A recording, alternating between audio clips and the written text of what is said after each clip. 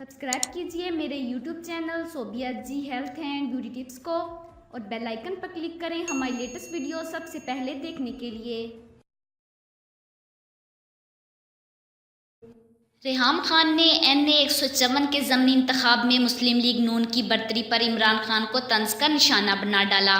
तफसीलात के मुताबिक इमरान खान की साबिक अहलिया तलाक के बाद इमरान खान पर तंज करने का कोई मौका हाथ से नहीं जाने देती। धमकियों के बायस मुल्क को खैरबाद कहने वाली रेहाम खान ने एक बार फिर ज़मनी इलेक्शन NA 154 के मामले पर एक बार फिर इमरान खान और तहरीक इंसाफ को लताड़ दिया। माइक्रो ब्लॉगिंग वेबसाइट पर अपना तंजिया ट्वीट पर रेहाम का कहना था कि सुना है पीर जीत गया है।